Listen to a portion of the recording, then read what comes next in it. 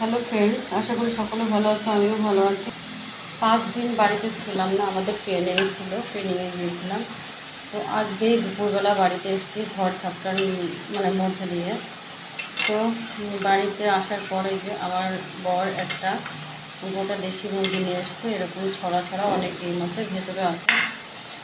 তো যাই হোক, এখন রাত, যেহেতু বাড়িতে ছিলাম না আর শুধু আলু সিদ্ধ খেয়ে খেয়ে কাটিয়েছে, তো ওই জন্য বললাম যে ঠিক আছে তাতে কিছু রান্না করা হোক।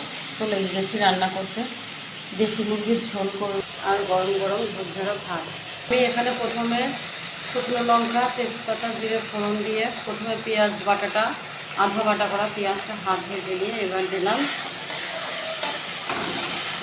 আদা বাটা, লঙ্কা বাটা আর রসুন বাটা। তো এই বাটা মশলার মধ্যে এক এক করে সমস্ত গুঁড়ো মশলা দিয়ে দিলাম। এর মধ্যে ছিল জিরে গুঁড়ো আর ধনিয়া গুঁড়ো আর 5 মিশালে একটা মশলা তৈরি করা ছিল বাড়িতে, সেটা। মশলাটা ভালোভাবে কষানো হয়ে গেছে আর মশলাটা থেকে তেল ছেড়ে দিয়েছে। এখন আমি মাংসটাকে দিয়ে দেবো। আজকে মাংসে কাঁচা লঙ্কা বাটা দিয়েছি বলে কালারটা কালো কালো হয়েছে। এমনিতে আমার ফোনের ক্যামেরাটা ভালো না, কালারটা ঠিকমতো আসে না, তাই তো আজকে কাঁচা লঙ্কা দিয়ে রান্না করেছি। যাই হোক, রান্নাটা অবশ্যই ভালো হবে এবং তোমরা শেষ পর্যন্ত দেখতে থাকো। এই যে এই ডিমগুলো মুরগির পেটের ভিতরে ছিল।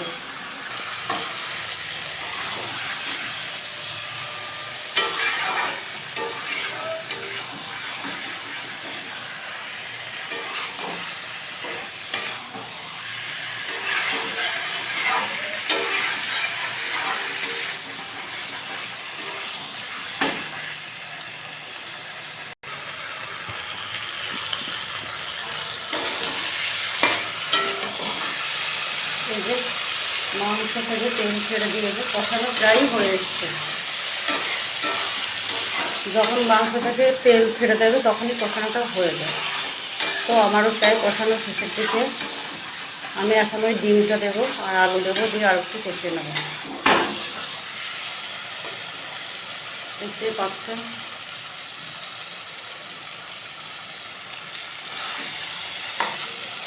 পুরো তেল বেরিয়ে আসছে মাংস থেকে পুরো বেরিয়ে এসছে। আমি এখন আর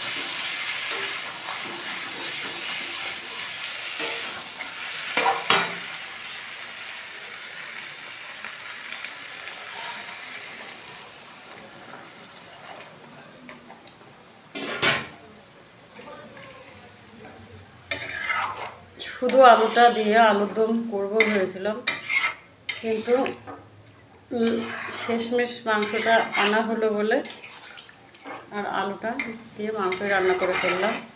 ওই জন্য আলুটা বেশি হয়েছে পরিমাণে। তো এবার সিদ্ধ করে থাকো।